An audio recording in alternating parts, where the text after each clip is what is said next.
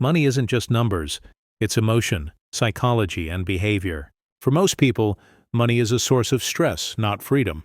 It's something they chase, worry about, and often misunderstand. But for the top 1%, money is different. It's not just currency. It's a system, a tool, a mindset. This audiobook isn't about getting rich overnight. It's not about chasing every new trend or shortcut that promises wealth. It's about learning how the truly wealthy think and how to apply their mindset, strategy, and habits to your own life, no matter where you start, because the difference between the average person and the 1% isn't luck. It's discipline. It's patience. It's the ability to make intelligent decisions repeatedly, even when no one's watching. When most people get paid, they think about what they can buy. When the wealthy get paid, they think about what they can build. That single shift from consumption to creation is what changes everything. The average person focuses on income. The wealthy focus on systems. The average person reacts to money emotionally.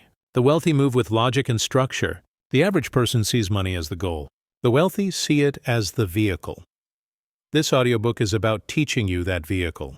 It's about helping you see money not as something that controls you, but something you control. You'll learn how to build financial systems that grow automatically, break the habits that keep you poor no matter how much you earn, make money work for you, not the other way around. Think like an investor, not a spender.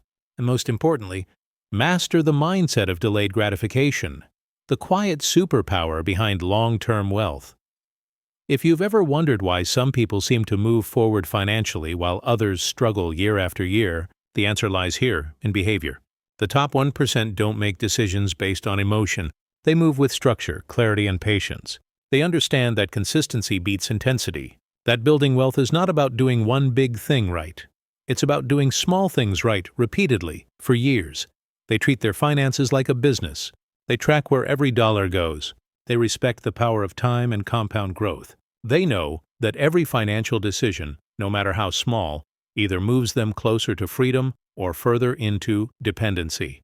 And the truth is, you don't need millions to start thinking this way. You can begin right now with whatever you have. Wealth begins in the mind long before it shows up in your account.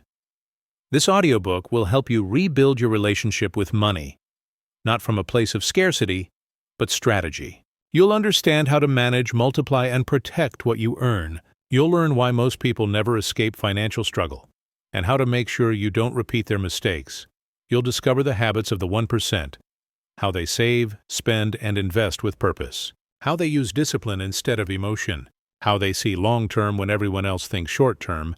But this isn't about copying their lifestyle. It's about adopting their mindset, one that values patience over pleasure, growth over greed, and systems over shortcuts. Because in the end, wealth isn't about what you have. It's about what you keep. And more importantly, it's about how you think. So take a deep breath. Forget the noise. Forget what social media says about getting rich quick.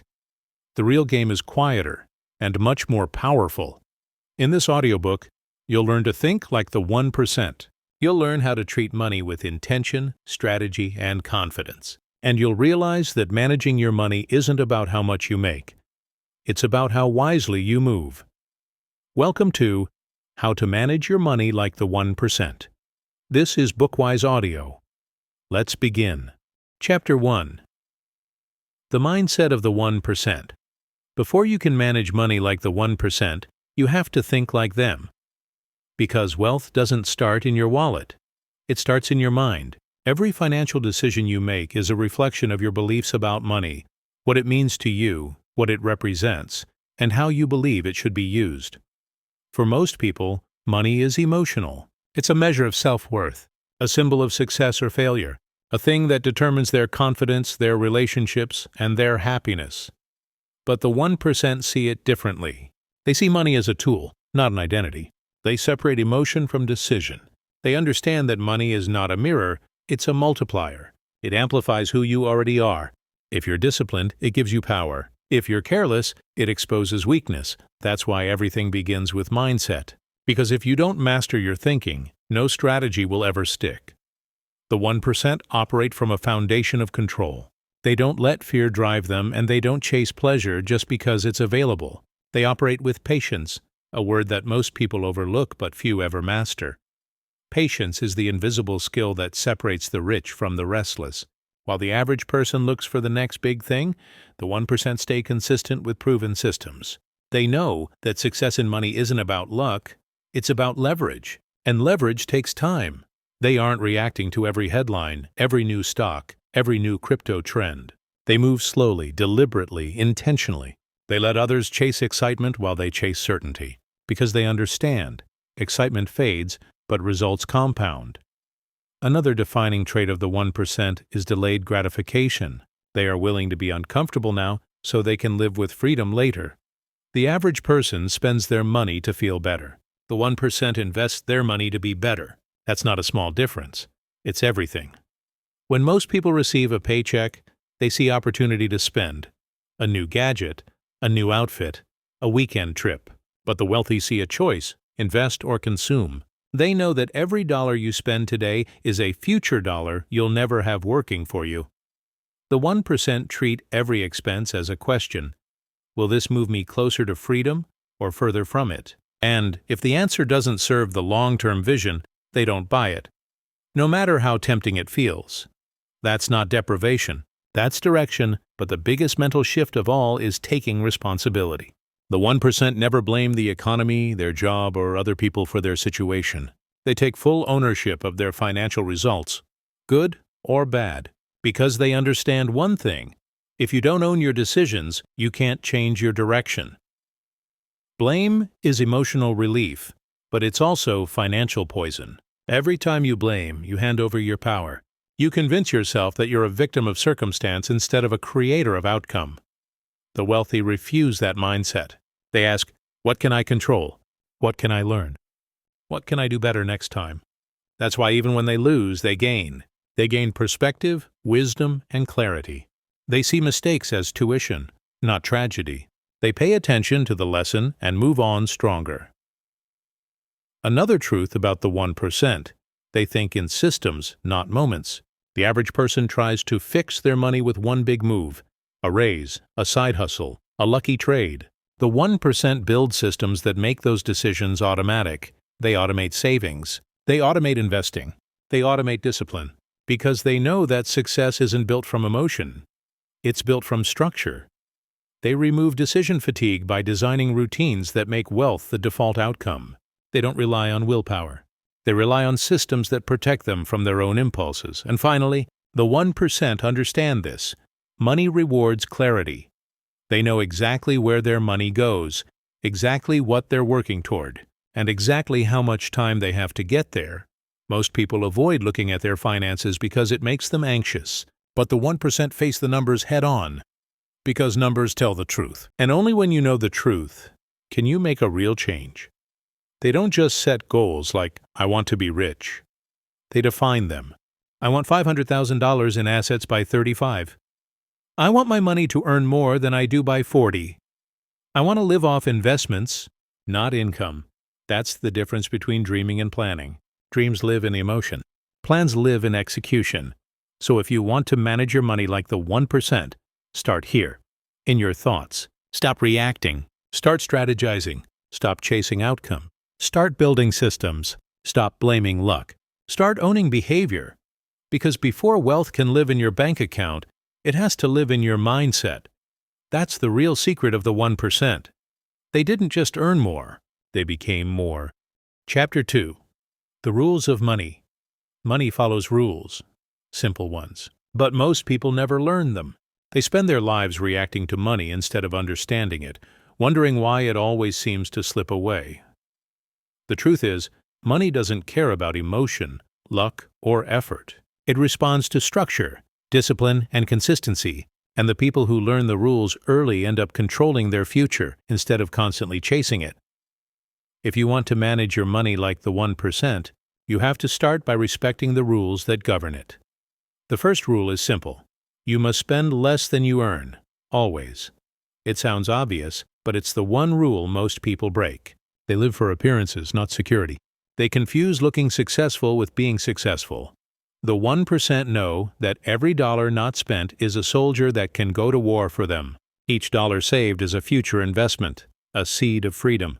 And every time you spend on impulse, You're trading long-term peace for short-term pleasure. The wealthy don't see saving as sacrifice. They see it as leverage, control over their future choices. That's why they save automatically. Not emotionally. It's not about willpower. It's about systems. They pay themselves first. Before bills. Before comfort. Before anything else. They make saving non-negotiable because they understand that the habit matters more than the amount. Start with $10 if you have to. It's not about size. It's about consistency. The second rule: your money must make money. If your money isn't working for you, you'll spend your entire life working for it. The 1% don't trade time for income forever. They build vehicles that create income while they sleep. Investments, assets, ownership. Every dollar you earn can either disappear or multiply. When you spend it, it's gone. When you invest it, it begins to grow. That's the quiet magic of compound growth, the rule the wealthy never ignore. Compounding isn't exciting, it's invisible, but it's also unstoppable once it starts. It's not about getting rich fast, it's about getting rich for sure. That's why the wealthy don't chase quick profits. They chase time in the market, not timing the market. They stay invested through ups and downs because they understand that volatility is temporary, but compounding is eternal. The third rule: avoid bad debt. Use good debt wisely. The average person borrows to consume. The 1% borrows to build. Bad debt takes money out of your pocket, things like credit cards, car loans, or anything that loses value. Good debt puts money into your pocket, like buying assets, investing in business, or scaling opportunities. Wealthy people understand leverage. They don't fear debt, they fear undisciplined use of it. Because debt itself isn't dangerous, behavior is. If you borrow to impress, you lose. If you borrow to progress, you win. That's why the 1% use debt to acquire cash-flowing assets, to expand their portfolio, to create opportunity, not obligation.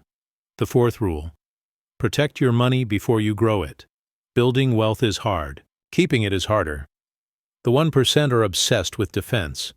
Not just making money, but protecting it from taxes, inflation, and risk. They diversify intelligently. They don't put everything into one bet, one idea, one market. They spread risk because they know that uncertainty is guaranteed. They also understand the value of liquidity, having access to cash when others don't. Because when a crisis hits, cash isn't just power, it's survival. That's why the wealthy see safety as strength, not fear. They build layers of security around their assets: insurance, diversification, emergency reserves, and strategic planning. Their mindset is simple: never let one mistake erase years of progress. The fifth rule: money flows toward clarity, not confusion. The average person avoids their finances because they're uncomfortable with the truth. They don't know where their money goes, how much they owe, or what their goals even are. The 1% track everything, not because they're obsessed, because they're responsible. They know that what gets measured gets managed. They review their accounts regularly. They understand their income, their assets, their cash flow, and their risk exposure. Because clarity creates control, and control creates freedom. You can't master what you avoid. You can't fix what you refuse to face. If you want to be in the top 1%, you have to act like the CEO of your own finances. That means knowing the numbers. Every decision becomes easier when you know exactly where you stand. The sixth rule: stay calm when others panic. Money rewards emotional control. During chaos, most people react with fear. They sell when they should buy, they buy when they should wait, and they let headlines make their decisions for them, but the 1% stay rational in irrational times. They understand that panic is the enemy of profit. They don't make decisions based on emotion. They make them based on data and long-term vision. When everyone else loses focus, they stay disciplined. When the market crashes, they see opportunity. When inflation rises, they adjust strategically, not emotionally. That's how the wealthy get richer during downturns, because they prepare when others procrastinate. And finally, the seventh rule: always keep learning. Money rewards intelligence, not degrees, but awareness. The 1% are lifelong students of finance. They read, they listen, they ask questions. They know the rules can change, and they adapt before they're forced to. They don't rely on one income stream or one strategy forever. They evolve, because what worked 5 years ago may not work tomorrow. That's why they never become complacent. They become curious. They stay ahead not because they're lucky, but because they're prepared. If you want to manage your money like the 1%, follow these rules like your future depends on them, because it does. Spend less than you earn. Make your money work. Avoid bad debt. Protect what you build. Track your numbers. Stay calm. Keep learning. These are not just financial rules. They're life rules. And the people who master them don't just get rich. They get free. Chapter 3. The Psychology of Spending. Money doesn't disappear by accident. It leaves your hands in exchange for emotion, not logic. Every swipe, every purchase, every impulse is connected to something deeper inside you. And until you understand why you spend, you'll never learn how to manage what you earn. The 1% know this truth better than anyone. Wealth isn't destroyed by numbers, it's destroyed by behavior. That's why they study not just markets, but themselves. They know that behind every dollar spent, there's a story, a desire, an insecurity, a belief. And until you rewrite that story, your spending will always control you. Most people believe they spend money to buy things, but in reality, they spend to buy feelings, comfort, status, validation, escape. The latest phone isn't just a phone, it's belonging. A new car isn't just transportation, it's identity. A luxury item isn't just quality, it's a signal.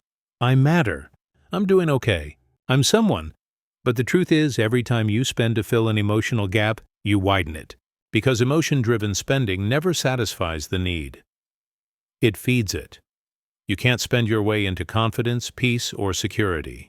Those things aren't bought, they're built. The 1% understand this at their core. That's why their relationship with money is calm, not impulsive. They use money to solve problems, not to soothe emotions. They spend with purpose, not pressure. The psychology of spending is the study of why you make financial decisions, and it begins with awareness. If you've ever said, "I don't know where my money goes," what you really mean is, "I don't know why I do what I do." The first step is to track not just the amounts, but the emotions behind them. Ask yourself, what was I feeling when I made this purchase? Was it boredom, insecurity, stress, excitement? You'll start to see patterns. Late-night online shopping when you're lonely, overspending after a bad day, impulse buys to celebrate small wins. It's not about judgment, it's about awareness. Because awareness gives you back control. The 1% spend with intention. Every expense fits into a system, a plan, not a reaction. They think in categories: growth, protection, enjoyment, and impact. They know the difference between spending that expands them and spending that empties them. Growth spending is investing in knowledge, tools or health, anything that makes them stronger. Protection spending is about safety, insurance, maintenance, and security. Enjoyment spending is deliberate pleasure, travel, dining, experiences, but always within boundaries that align with their long-term goals. And impact spending is contribution, donations, gifts, and causes that reflect their values. The key word in all of it? Intentional. They spend because it aligns with their vision, not their impulses. For most people, money leaks through micro-decisions, tiny repeated acts that feel harmless but compound into chaos. A daily coffee here, a subscription you forgot there, an impulse click, a small splurge, a reward after a tough week.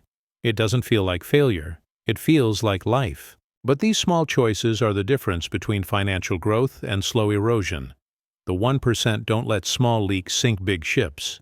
They practice conscious spending, not restriction, but awareness. They track their habits not because they're obsessed, but because they know the truth. What gets measured gets mastered. There's another layer to this: the psychology of comparison. Most people don't spend based on need. They spend based on visibility. They spend to keep up. They see someone else's vacation, someone else's car, someone else's success, and without realizing it, they begin competing in a game that isn't even theirs. That's how financial freedom dies. Slowly, through imitation. The 1% don't play that game. They understand that wealth built to impress others will never satisfy you, because you can't buy peace while living for validation. They spend quietly, intentionally, and without seeking approval. Their cars might be modest, their clothes might be simple, but their accounts and their peace of mind are powerful. Remember, real wealth whispers. It doesn't need to shout. Another hidden enemy in the psychology of spending is emotional fatigue. When your mind is tired, your discipline disappears. You'll spend to feel in control again, to escape pressure, to reward yourself for simply surviving the day. That's why the 1% reduce decision fatigue. They automate everything they can, their bills, their savings, their investments, because the fewer emotional decisions they make about money, the more consistent their results become. They understand that the brain has a limited supply of focus each day, and they protect it. They don't waste willpower fighting the same battle repeatedly. They build systems that make good choices automatic. Here's something most people never realize. Your spending habits tell the story of your values. If you look at your bank statement, you'll see what truly matters to you. Not what you say matters, but what actually does. The 1% live by this principle. Show me your spending, and I'll show you your priorities. If you spend more on entertainment than education, you've chosen distraction over development. If you spend more on appearances than assets, you've chosen image over independence. It's not about guilt, it's about truth, and truth is the starting point of wealth. To rewire your psychology of spending, you must build a delay between desire and decision. The average person buys the moment they feel the urge. The 1% pause. They let emotion cool before action follows. Try this rule. If it's not an emergency, wait 24 hours. If it's over hundreds, wait 72 hours. You'll be surprised how often the desire fades, and how much money you save by simply waiting. Impulse fades faster than logic. Patience is profit. Finally, understand this. The goal isn't to stop spending. It's to start spending with alignment. Every dollar you spend should move you closer to your future, not further into someone else's idea of success. The 1% know that money is energy, and where you send it determines the kind of life you build. So build with intention, spend with wisdom, track with honesty. And remember, it's not about deprivation, it's about direction.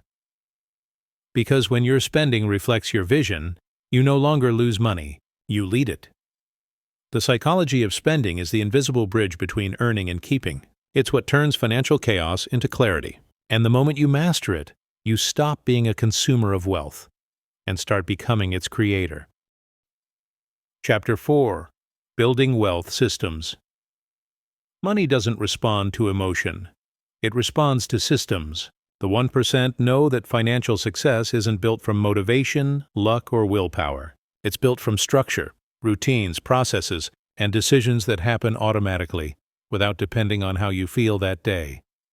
If your money still depends on mood or memory, you don't have a plan, you have a gamble. And gambling isn't strategy. That's why the 1% design their finances like a machine, a living system that works quietly, consistently, and efficiently in the background. They understand that wealth isn't what you do once in a while, it's what happens on autopilot, day after day, year after year. The goal is not to manage money perfectly, it's to manage it automatically, because systems succeed where emotions fail. The first principle of building wealth systems is automation. Automation removes hesitation. It replaces willpower with reliability. The wealthy don't rely on discipline to save or invest. They build mechanisms that do it for them. They know that if they have to think about it, it won't last. So they take the human error out of the equation.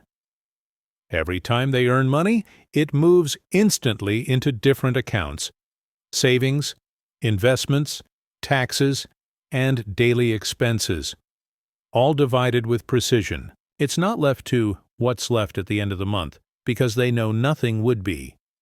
Automation ensures that the most important actions happen first, not last. That's how they stay consistent even on busy days, even when motivation fades. You don't need $1 million to do this. You just need to build the habit. Set up automatic transfers the moment income arrives. Let your system save before you spend, invest before you splurge, protect before you purchase. That's how ordinary people start thinking like the extraordinary. The second principle is segmentation. The 1% separate every dollar by purpose. Each account has a job, and no account ever does two jobs at once. One account is for living, food, rent, transport. Another for saving, your buffer, your safety net. Another for investing, your future. And another for giving or personal joy. Because you're building wealth, not punishment. This separation keeps clarity high and temptation low. You never mix your dreams with your distractions. When money is organized, so is your mind. If you've ever felt anxious about finances, it's likely because your money has no direction. Every dollar without a job becomes chaos waiting to happen. The wealthy eliminate that chaos by giving every dollar a name and a destination. The third principle, automate growth, not just storage. Saving alone doesn't make you rich. It just keeps you from being broke. Growth comes from investment, from making your money move. But investment doesn't mean risk without reason. It means structure with purpose. The 1% treat investing like breathing, consistent, automatic, calm. They don't guess when to buy or sell. They follow systems built on time and compounding. Every month they invest a fixed percentage of income. No drama, no emotion. Sometimes markets rise, sometimes they fall. But the system never stops, because they know what most people forget. Timing doesn't create wealth. Time does. Your system must make growth non-negotiable. Set up recurring investments, retirement contributions, and reinvested dividends. Remove friction so the process runs without your permission. That's how small steps become exponential over time. The fourth principle, minimize friction. Most people fail to save or invest not because they can't, but because the process feels hard. Too many steps, too many apps, too many decisions. The 1% simplify relentlessly. They know the easier it is to act, the more likely it is to happen. So they reduce friction everywhere. Automatic transfers, pre-filled bills, pre-committed savings.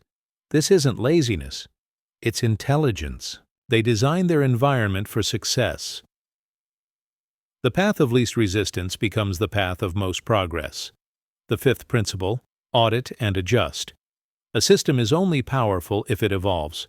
The wealthy treat their finances like a business, and every business reviews its performance. At least once a month, they look at what's working and what's wasting. They ask, where is the money leaking?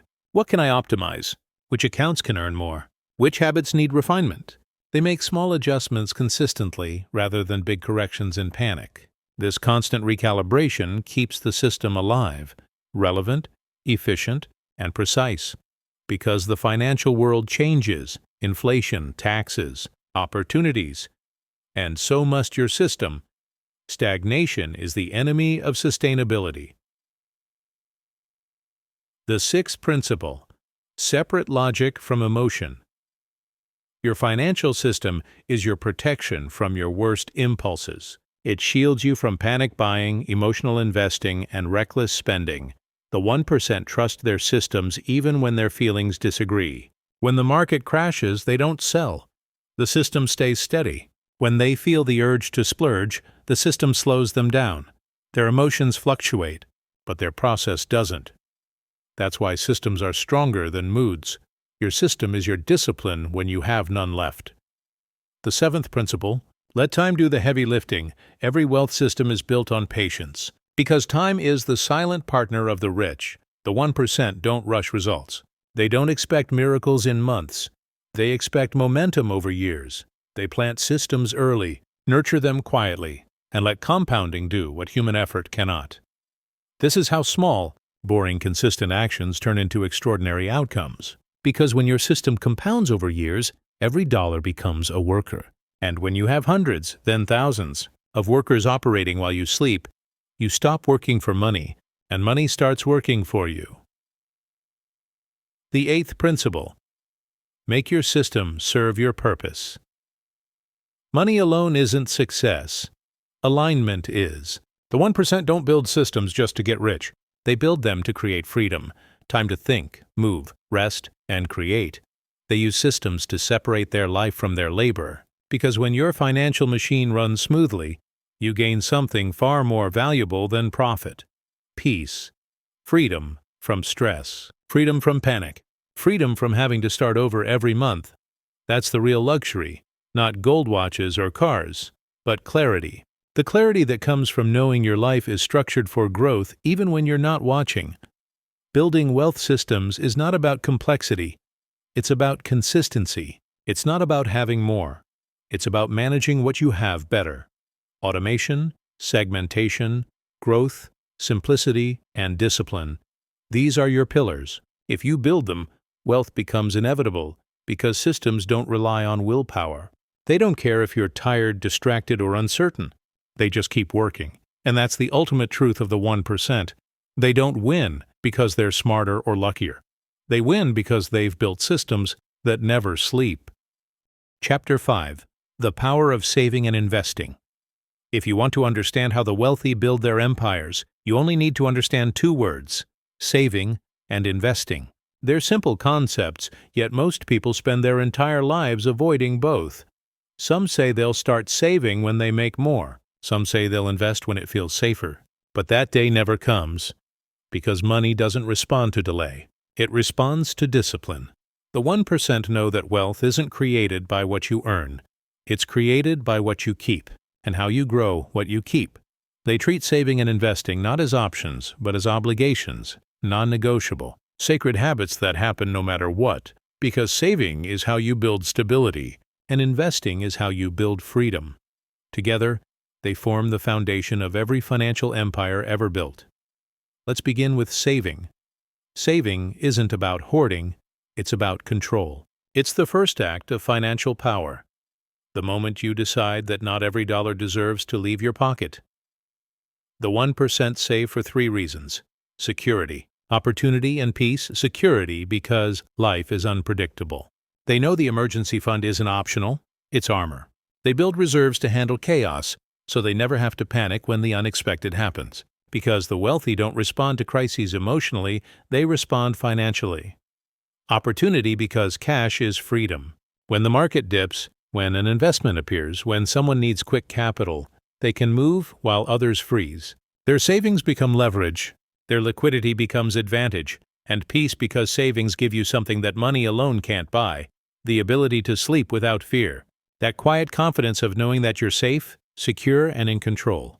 But saving alone doesn't make you wealthy. It makes you stable, not free. The next step is investing, the process of putting your money to work while you sleep.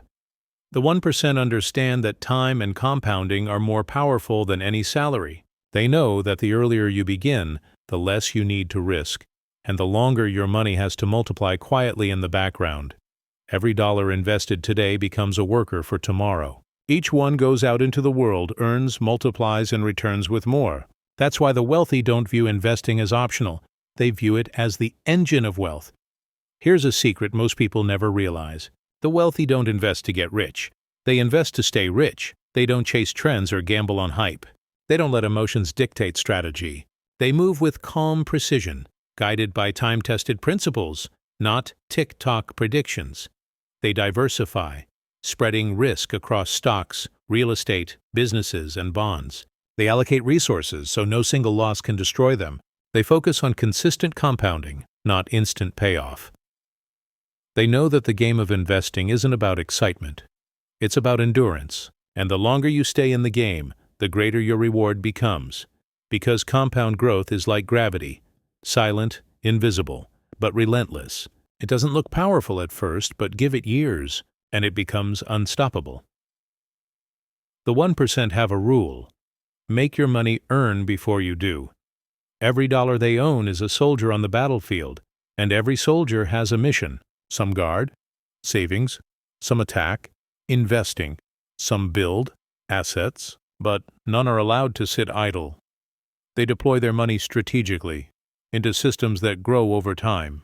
They buy income-producing assets, rental properties that pay them monthly, dividend stocks that grow quietly, index funds that mirror the power of the global economy. They don't need every investment to explode in profit. They just need time and consistency. Because true wealth isn't built by getting lucky once, it's built by never stopping. If you want to think like the 1%, you need to stop asking, how can I make more money? And start asking, how can my money make more money for me? This shift in mindset changes everything. You move from hustling to leveraging, from earning to multiplying, from working for money to making money work for you. That's the transformation saving and investing bring. But let's be clear, investing isn't gambling. It's not about timing the market, it's about time in the market. The average person tries to outsmart the system, jumping in and out of trends, chasing quick profits, panicking when the market dips. The wealthy stay steady. They invest through fear, through uncertainty, through noise, because they understand that patience is profit and volatility is opportunity, not danger. They see every downturn as a discount, not a disaster, because they know the market always rewards those who stay calm when others lose control. There's another hidden truth about the power of investing. It's not just financial, it's psychological. Investing teaches patience. It teaches you to delay gratification, to play the long game, to stop trading your peace for instant comfort. It teaches you discipline, the art of doing what works repeatedly, even when it's boring. Because real wealth is built in silence, not excitement. The 1% are calm, not because they're fearless, but because they've built systems that protect them from their own emotions. And then there's the reinvestment principle. The wealthy don't just invest, they reinvest. They let their profits compound by staying in motion. They understand that every dollar earned is a seed, not a trophy. When you spend your profits, your growth stops. When you reinvest them, your growth multiplies. This is how empires are built, not through luck, but through compounding that never ends. Finally, understand this. The power of saving and investing is not just about building wealth, it's about building identity. When you save, you prove to yourself that you can delay comfort for control. When you invest, you prove that you believe in your own future. These are not financial actions, they're mental affirmations. Every time you save, you tell yourself, I'm in charge. Every time you invest, you tell yourself, my time will come. And when that mindset becomes your normal, wealth becomes inevitable. The 1% don't win because they have access to secrets. They win because they master what everyone else overlooks. They save first. They invest always. They compound relentlessly. That's the real magic. Not a shortcut, not a system. Just simple principles executed consistently for years. Because in the end, the wealthy don't ask for miracles. They build momentum. And that's something anyone, even you, Jan, can start today. Chapter 6. Multiple Streams of Income. There's a limit to how much you can work, but there's no limit to how much your money can. That's the core belief of the 1%. They understand something most people never realize. You will never build true wealth from one stream of income. Because when your entire life depends on a single paycheck, you're not free. You're fragile. One decision, one downturn, one layoff can erase years of effort. That's not security. That's dependency wearing a disguise. The wealthy don't depend on luck, jobs, or trends. They depend on systems, and their systems are built on one truth. Money must flow from many directions. This is the art of multiple streams of income. It's how the 1% create stability, resilience, and exponential growth, even in uncertain times. The average person trades hours for dollars. The 1% trade ideas, ownership, and systems for freedom. They know that as long as their income depends on their time, their growth has a ceiling. There are only 24 hours in a day, and if you stop working, your income stops too. That's not wealth, that's survival. The wealthy shift from active income, working for money, to passive and leveraged income, where money works for them. They still work hard, but they work differently. They build once and earn repeatedly. They create value that outlives their effort, a book that keeps selling, an investment that pays dividends, a business that earns while they sleep. They don't chase paychecks, they design pipelines. The first stream is always earned income. Your job, your skill, your profession. It's the starting point, but never the finish line. The 1% use earned income as fuel, not fulfillment. They take a portion of it and use it to buy freedom, through saving, investing, or ownership. They live below their means not because they're frugal, but because they're strategic. Every dollar they don't spend becomes a brick in their next income stream. They understand that your job is your investor, not your identity. It's there to fund your next move, not trap you in routine. The second stream is investment income. This is where money becomes the worker. Stocks, real estate, index funds, bonds, each one designed to multiply silently over time. Every dollar placed in an investment is a seed of independence, and as those seeds grow, they create steady streams, dividends, interest, rent, capital gains. The 1% don't just make money, they build cash flow. They design portfolios that balance risk and reward, so their money doesn't just sit, it circulates. They don't panic when markets fluctuate. They understand that volatility is the price of growth. Because while others are reacting emotionally, the wealthy are expanding strategically. The third stream is business income.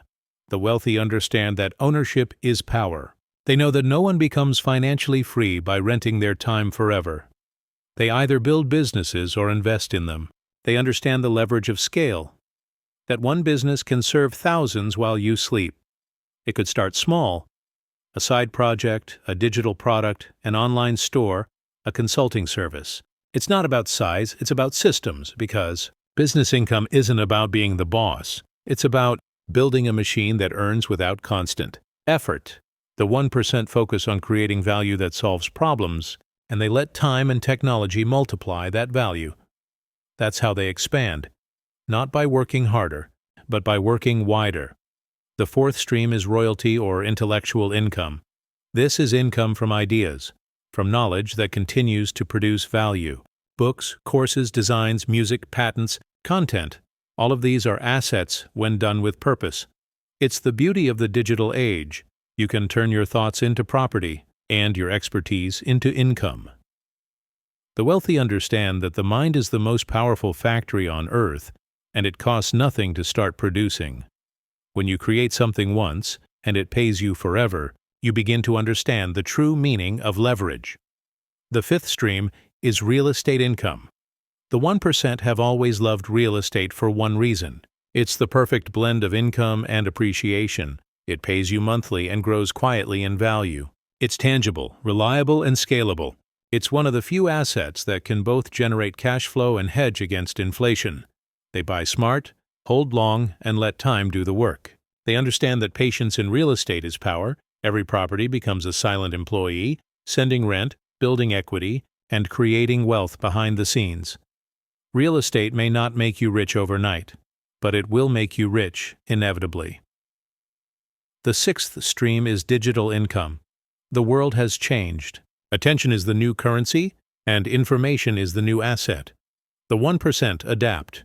They build income streams from digital platforms, affiliate marketing, content creation, digital products, or automation-based businesses.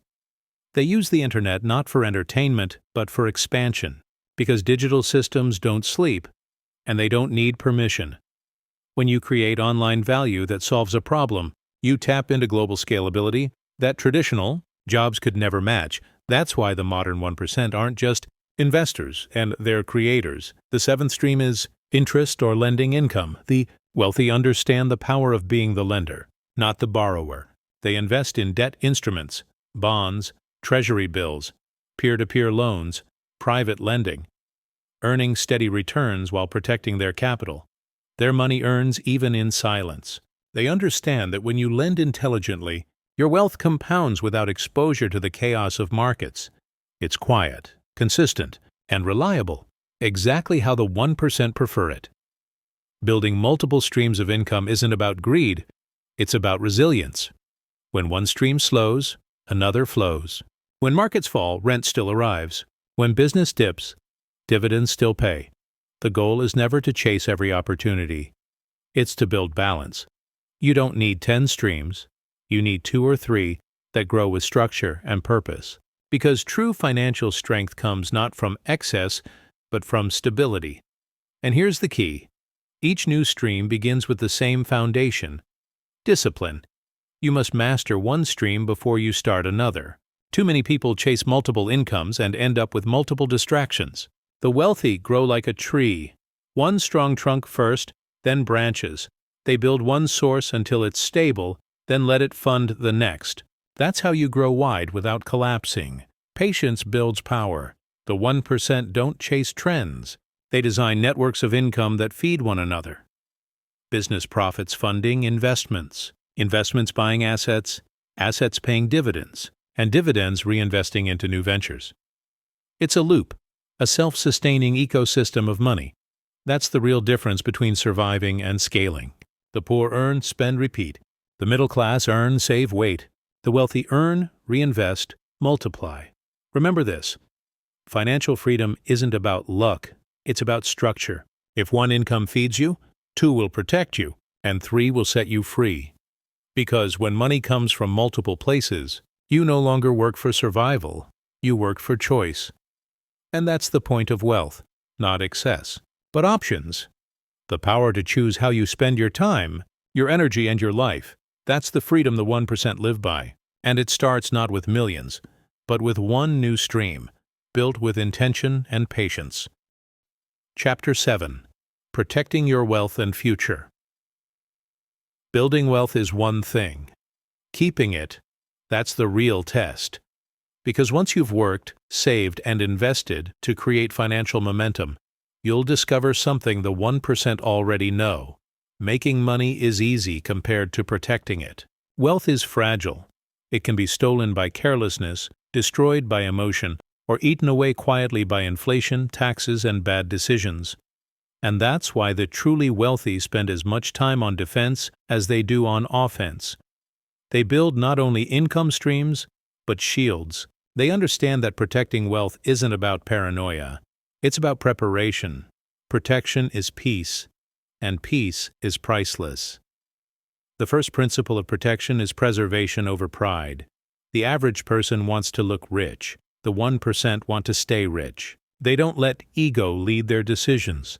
They don't need to prove success through possessions. They protect their wealth by staying grounded, even when their income soars. You'll never see them flashing every car or mansion, because their power lies in invisibility. They'd rather own quietly than impress loudly. The truth is simple. The moment you need to show you're rich, you've already lost control. The wealthy protect their money by protecting their mindset, humility over hype, because arrogance attracts risk, and risk, unmanaged, destroys wealth faster than anything else. The second principle: insurance is not optional, it's strategy. The 1% treat insurance as part of their financial structure, not an afterthought, because they know that life's biggest threats don't come with warnings. Health emergencies, market crashes, accidents, natural disasters, all can erase years of progress overnight. So they build walls before storms arrive. They have layers of protection: health insurance, life insurance, business insurance, liability coverage, and asset protection trusts. Not because they expect disaster, but because they respect it. They understand that you don't buy insurance because you're weak. You buy it because you're wise. It's not fear, it's foresight.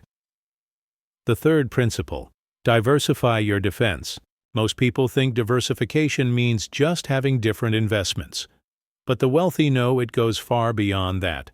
True diversification protects you across types, timing, and territory. They spread investments across industries, countries, and currencies. They balance short-term liquidity with long-term growth. They diversify not just for profit, but for survival. Because no matter how strong your system is, the world changes. Markets shift. Governments change laws. Technology disrupts everything. The 1% prepare for that uncertainty with structure, not stress. They design flexibility into their finances, so when change comes, they bend, not break. The fourth principle: watch your taxes like a hawk. For most people, taxes are an afterthought. For the 1%, they're a strategy. They understand that every dollar saved in taxes is a dollar earned without risk. They study the system. They hire experts. They structure their wealth intelligently, not to evade taxes but to minimize them legally. They use every legitimate tool available: business deductions, investment write-offs, tax-deferred accounts, and charitable giving. Because they know this simple truth: the tax system rewards organization, not ignorance. You can't control tax laws, but you can control how prepared you are for them. The wealthy treat taxes like any other expense, predictable, manageable, and strategic. They don't complain, they plan. The fifth principle: protect against yourself. Your greatest financial threat isn't inflation, government, or the market. It's you, your impulses, your impatience, your emotions. The 1% protect their wealth from their own worst habits.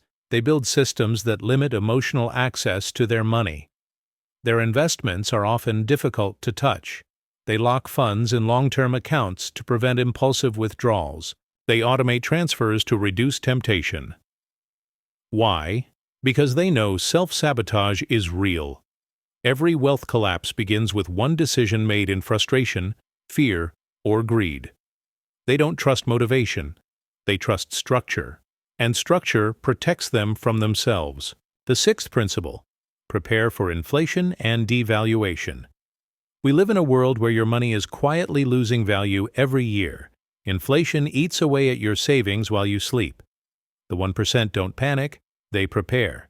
They don't hold cash for long periods. They invested in assets that grow faster than inflation: real estate, stocks, commodities, and businesses. They also understand the value of hard assets, things with intrinsic worth that can't be printed or diluted. Gold, land, intellectual property, these are timeless stores of value. They balance liquidity with preservation, always making sure their money grows at least as fast as prices rise, because they know doing nothing is the most expensive mistake of all. The seventh principle: protect your digital wealth. Today, money isn't just physical. It's data, and digital wealth can vanish faster than a market crash. The 1% protect themselves from the silent threat of cybercrime. They use encrypted storage, two-factor authentication, and separate devices for financial accounts. They guard passwords, update systems, and never store all assets in one platform, because one breach can destroy years of effort. In the digital world, wealth isn't stolen by robbers, it's stolen by neglect, and awareness is your best defense. The eighth principle: build legal protection around your assets. The wealthy separate ownership from control. They use legal entities, LLCs, corporations, and trusts to hold their assets safely, not to hide wealth, but to shield it. They protect their businesses, properties, and investments from lawsuits and liabilities. Because they understand one lawsuit, one mistake, or one bad partnership can wipe out everything. So they use structure, legal firewalls that separate their personal life from their professional assets. The rich don't play defense reactively. They build fortresses before the battle begins. The ninth principle: teach protection. True wealth isn't just protected, it's passed on. The 1% know that without education, inheritance becomes erosion. They don't just leave money, they leave knowledge. They teach their children the principles of stewardship, discipline, and delayed gratification. They raise future protectors, not future spenders. Because legacy isn't about money, it's about mindset. And a protected mindset is the strongest shield of all. The final principle: silence is safety. The more people know about your wealth, the more vulnerable it becomes. The 1% practice discretion. They don't broadcast their earnings or brag about their portfolio. They understand that attention invites both envy and risk. Quiet success is secure success. The less you reveal, the more you retain. Real wealth doesn't crave validation. It seeks preservation. Protecting wealth isn't about fear. It's about foresight. It's about understanding that your financial empire is only as strong as its foundations. Because anyone can make money, but only the disciplined learn how to keep it. The 1% live by this truth. Defense is wealth's final form. They play the long game, unshaken, unbothered, unbreakable. And they know that in the end, the purpose of money isn't to impress. It's to protect your freedom, your family, and your future. That's what true wealth is. Not what you spend, but what you safeguard. Chapter 8: The Legacy Mindset. building beyond yourself. The 1% understands something that most people never stop to think about. Real wealth isn't measured by how much you make, but by what remains after you're gone.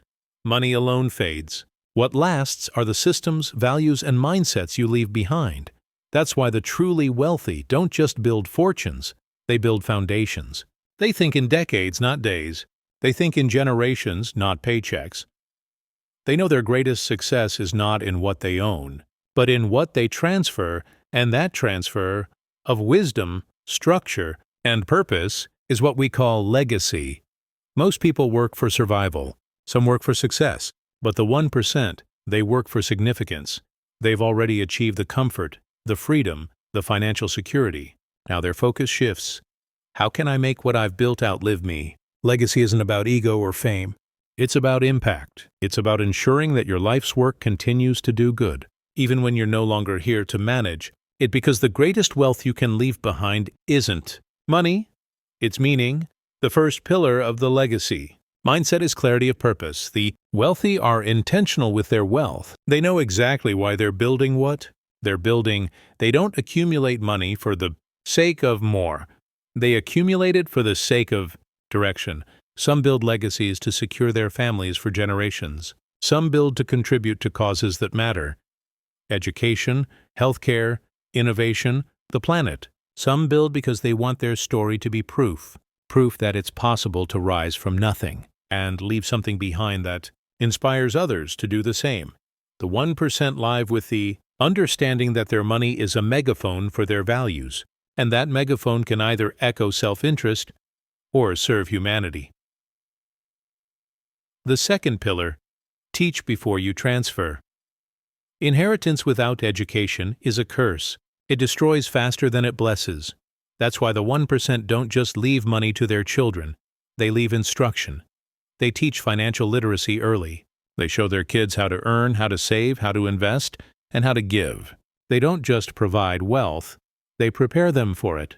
Because unprepared heirs don't protect wealth, they consume it. But educated heirs multiply it. A legacy mindset is not about leaving behind comfort.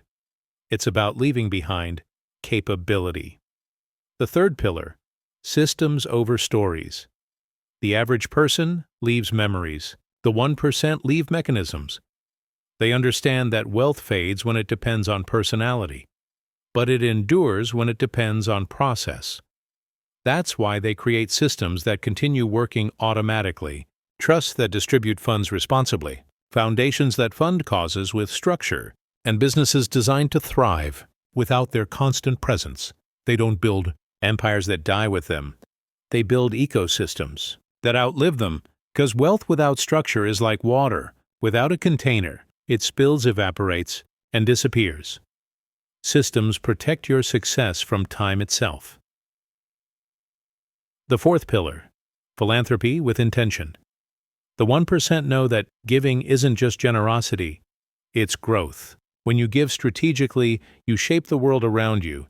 They don't donate out of guilt or pressure.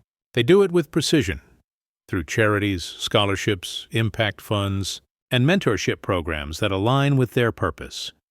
They understand that every act of giving is a form of investment, not in profits, but in people, and the return is legacy, a future improved by their existence. Because when your money creates change, your name becomes more than memory. It becomes meaning. The fifth pillar, build independence into your family. The wealthy don't aim to make their children dependent on wealth. They aim to make them independent because of it. They instill discipline early, teaching their children to work, to struggle, to build. They provide opportunity, not luxury. They teach gratitude, not entitlement. Because they know that unearned comfort destroys drive, and drive is the heartbeat of lasting success. The 1% protect their families not by removing struggle, but by equipping them to face it. That's legacy, not protecting people from the world, but preparing them to thrive in it.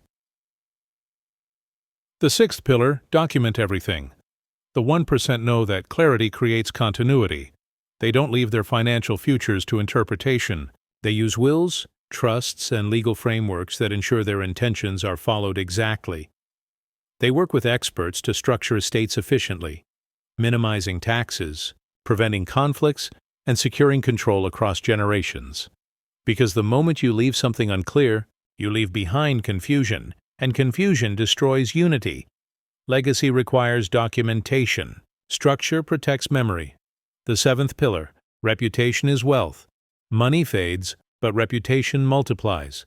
The 1% treat their name like currency. They guard it, nurture it, and build it with consistency, because every partnership, every transaction, every decision adds to or subtracts from your name's value.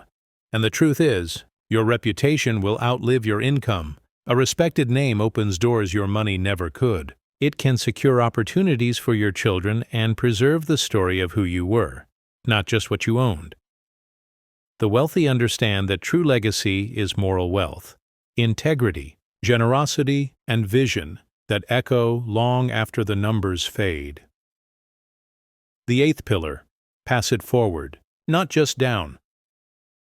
The 1% don't only leave wealth to their families, they leave it through them.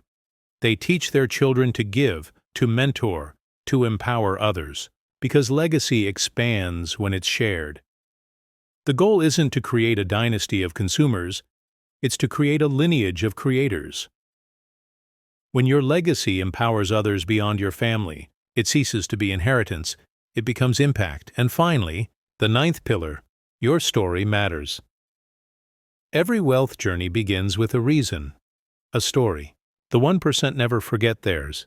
They document it, not just for the world, but for those who'll one day look back and wonder how it all began.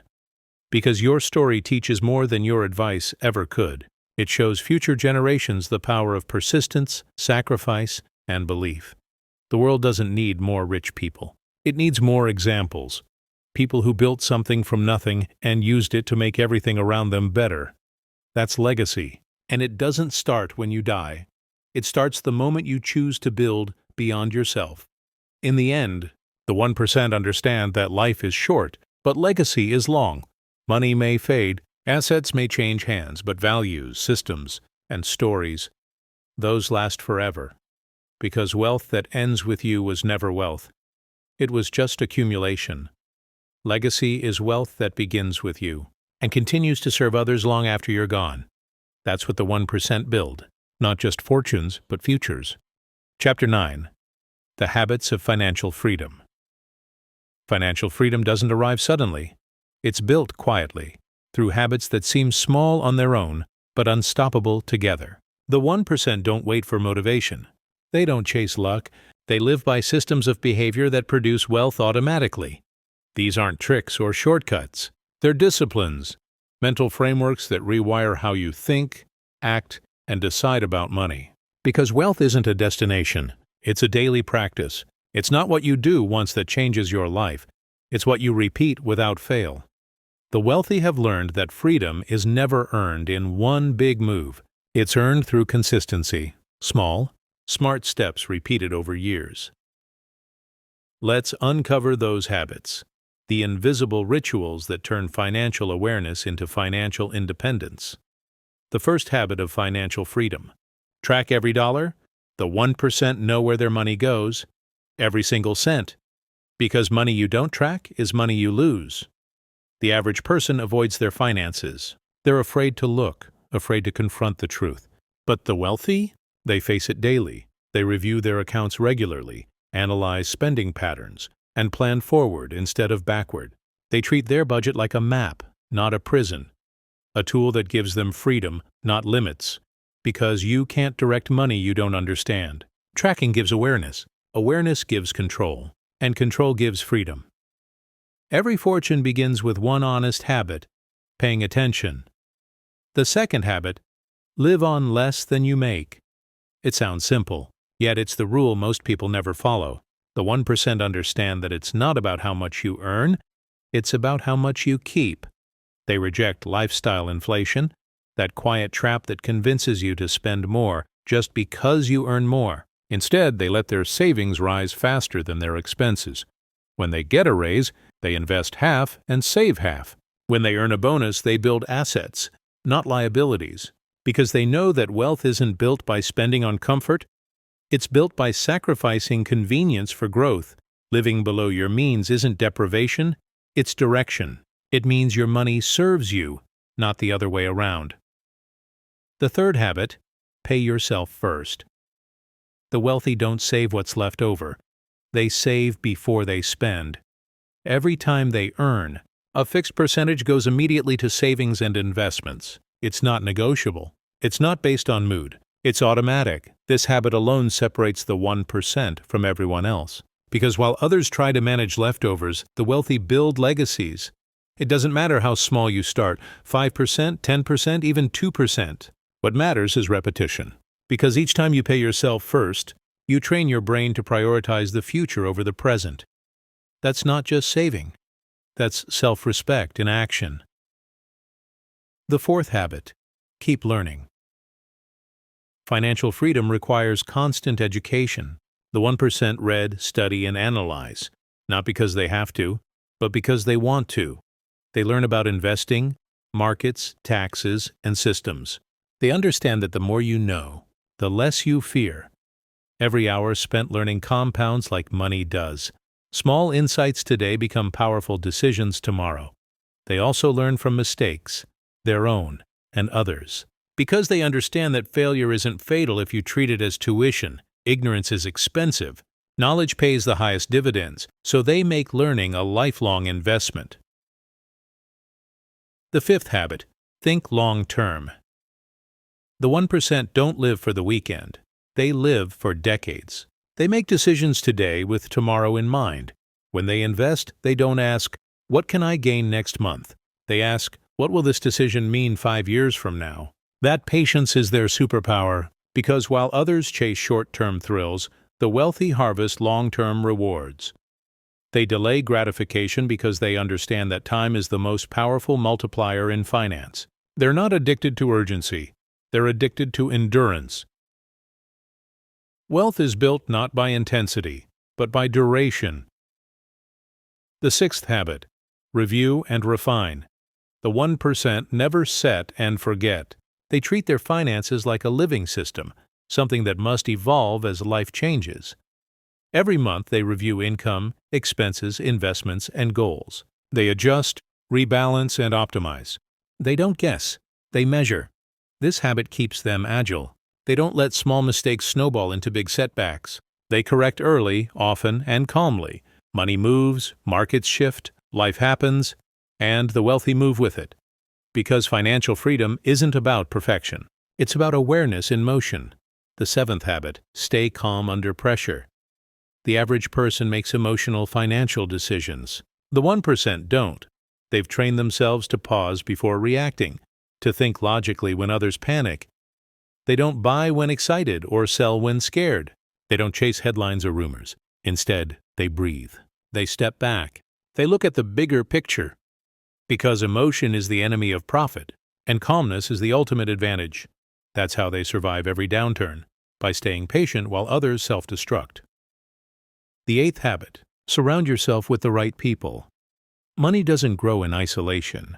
The wealthy know that who you learn from, invest with, and spend time around shapes your results. They build circles of accountability, mentors, advisors, and peers who challenge them to think bigger and act wiser. They avoid negativity and noise, and they learn from experience, not envy. Their environment supports their success, because the wrong influence can destroy even the best plan. If you want to grow, you need voices that stretch you, not drain you. That's how the 1% stays sharp. They build communities of growth, not comfort. The ninth habit, stay consistent, especially when no one's watching. Financial freedom is built in private, not in public. There's no applause for saving, no praise for patience, no spotlight for discipline. The 1% stay consistent even when results are invisible. They trust the process long before it pays off, because they know that compounding takes time, and quitting early kills momentum. They keep showing up, month after month, year after year. They follow their plan even when it's boring, even when it's slow.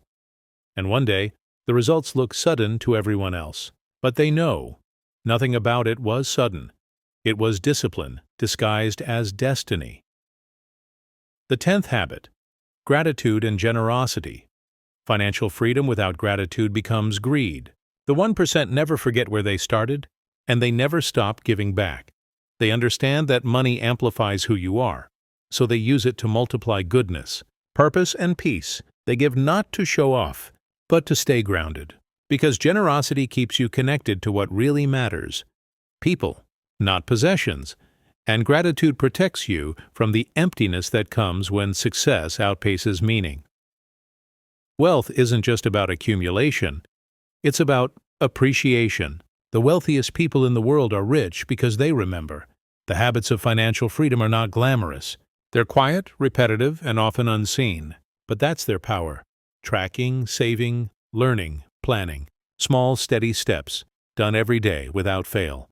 That's how the 1% build lives that don't depend on chance, jobs, or applause. They build stability. They build choice. They build freedom. And the truth is, anyone can do it. Because these habits don't require millions. They only require consistency. Freedom isn't about having more. It's about needing less and controlling what you already have. That's the quiet magic of the 1%. They don't wish for wealth. They practice it. Chapter 10. Becoming the 1%. The new you. There comes a point in every journey when numbers stop mattering. When you realize that wealth isn't just what sits in your account. It's what lives in your mind. That's what separates the 1% from everyone else. Not luck, not privilege, but identity. Because true wealth begins the moment you stop acting like the poor and start thinking like the wealthy. It's not about what you own. It's about who you've become. You can copy their strategies. You can read their books, follow their routines, and even replicate their success. But unless you adopt their identity, the results will never last. Becoming the 1% is not about income. It's about evolution. It's about transforming from someone who reacts to life into someone who creates it. The first step to becoming the 1% is mind mastery. The wealthy don't just manage money, they manage mindset. They understand that every decision, every opportunity, every risk begins with thought. They protect their minds from negativity, scarcity, and noise. They don't complain about the system. They learn it. They don't envy success. They study it. They believe deeply that money is not moral or immoral. It's neutral. It simply amplifies who you already are. If you're disciplined, money gives you more options. If you're careless, money gives you more chaos. So they focus first on mastering the person behind the money, because no amount of income can fix a disorganized mind. The second step: replace emotion with structure. The 1% know that feelings are temporary, but systems last forever. They don't make decisions based on mood. They make them based on math. They don't wait to feel ready to save, invest, or build. They move with principle, not permission. They understand that structure creates stability, and stability creates peace. When others panic, they stay calm because their systems protect them from their own uncertainty. Wealth isn't about avoiding fear. It's about being prepared enough to move through it. That's the real strength of the 1%. The third step: embrace delayed gratification. Every rich person you've ever admired has mastered one superpower: patience. They've learned to sacrifice momentary pleasure for long-term purpose. They don't need instant validation. They don't buy to prove. They build to improve. The 1% know that every dollar saved, every habit kept, every temptation resisted is a brick in their foundation. They're willing to look broke while building. They're willing to be misunderstood while becoming, because they're not living for attention. They're living for alignment. Freedom isn't earned by the impatient. It's earned by those who can wait while others rush. The fourth step: accept total responsibility. The average person blames the economy, their upbringing, their boss, their luck. The wealthy don't waste time with excuses. They know that accountability is the gateway to control. When you take responsibility for everything, you gain power over everything. That doesn't mean life will be fair. It rarely is. It means you'll stop waiting for rescue and start building your own rescue plan.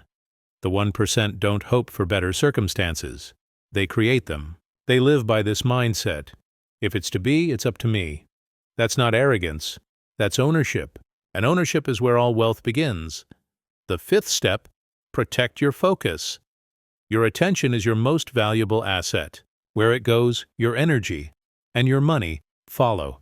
The 1% guard their focus like treasure. They don't chase every opportunity, scroll through distractions, or get pulled into noise. They understand that the ability to focus deeply is a superpower in a distracted world. They simplify their lives ruthlessly. They eliminate what doesn't serve the mission, because scattered effort leads to scattered results. They live by clarity, not chaos. And they know you can't build wealth in confusion. Focus builds fortune. Every minute spent in alignment is a seed of success. The 6th step, make growth a lifestyle. The wealthy never arrive. Even after success, they keep learning, evolving, expanding, because they know stagnation is the beginning of decline. They invest in new skills, new mentors, new perspectives. They read constantly, question deeply, and adjust quickly. Their mindset is simple. Every day I'm either growing or I'm decaying. There is no in-between. That's why they stay relevant in every generation, because they never stop becoming students of the game. Wealth is a moving target, and they move with it. The 7th step, detach identity from possessions. The 1% understand that money is a tool, not a trophy. It's there to serve a mission, not define a person. They don't let wealth become their worth. They live simply, even when they can afford extravagance, because peace, not prestige, is their ultimate goal. They enjoy luxury without being enslaved by it. They buy what adds value, not what adds vanity. That's how they stay balanced. Because when money becomes your identity, you'll lose both the moment it disappears. Real wealth is internal stability, not external validation. The 8th step, give without expectation. Generosity is the final stage of wealth. The 1% give not because they have to, but because they understand that abundance flows from gratitude. They share knowledge, resources, and opportunities because they know that helping others doesn't reduce their success, it multiplies it. When you operate from abundance, scarcity loses control over you. You stop hoarding and start contributing. And in that giving, you find fulfillment. The most successful people don't count how much they keep. They count how much they create for others. That's how they stay rich, in spirit and in purpose. The 9th step, create peace with time. The 1% aren't in a hurry.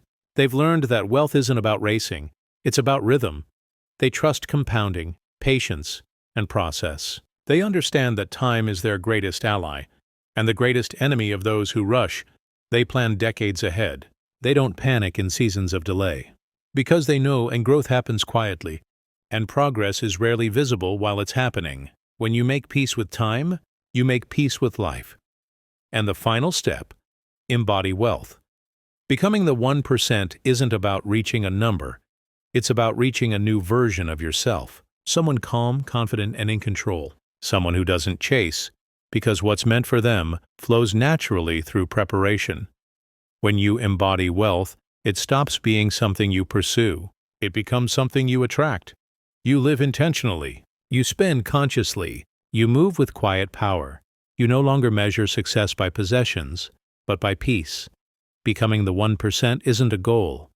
It's a transformation. It's the daily act of mastering your mind, protecting your focus, and aligning your habits with your vision. It's the courage to rise above excuses and the discipline to repeat what works, because wealth doesn't change who you are. It reveals who you've always been, and when you finally become that person, disciplined, grateful, patient, and focused, you'll realize something profound. You were never chasing money. You were becoming free. You've reached the end of this journey, but the truth is, this is only the beginning. Everything you've heard in this audiobook was never really about money. It was about you, your habits, your focus, your choices, your willingness to step into the mindset that separates those who drift through life from those who design it. Because becoming the 1% has never been about greed or glory. It's about clarity. It's about freedom. It's about reclaiming control over your time, your peace, and your future. You've learned that wealth isn't created by luck. It's created by discipline. That success doesn't come from intensity, it comes from consistency. You've seen how emotions sabotage decisions, how systems protect your growth, and how small habits, tracked, repeated, and refined, create extraordinary results over time. You've learned that the richest people aren't those who earn the most, they're the ones who keep the most peace. They move with purpose, not pressure. They build, not boast. They live quietly, but powerfully. And now, you can too. Every principle you've heard here, saving, investing, protecting, growing, begins with one choice: to stop reacting to life and start leading it, because the world will always try to pull you off course. With distractions, trends, noise, and fear. But the 1% stay steady. They hold the line. They stay patient when others panic. They keep their eyes on the future while everyone else chases the moment. That's what you've been learning to do. Not to think like the rich, but to think like the disciplined. Because discipline is the only real form of freedom. You don't need millions to begin. You don't need perfection. You don't even need to feel ready. You just need to start. Start with one system, one habit, one decision to choose structure over emotion, focus over impulse, and growth over comfort. And if you stay consistent, truly consistent, the results will come. They always do, because success isn't an event. It's a process, and every process rewards those who refuse to stop. If you ever doubt your progress, remember this. The 1% aren't special. They're structured. They didn't get lucky. They built quietly, for years, while no one was watching. So if you're saving when no one else is, learning when others are wasting time, building when others are boasting, you're already on the path. You're already becoming the kind of person most people only talk about becoming. You don't need validation.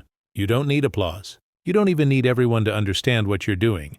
You just need to keep showing up every day with clarity, calm, and consistency, because wealth doesn't arrive suddenly. It grows inside you first, and one day you'll look around and realize you didn't just build wealth, you became it.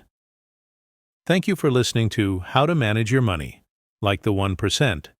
This has been a Bookwise audio production, where discipline meets growth and stories become transformation. If this audiobook inspired you, share it with someone who's ready to start building their freedom too.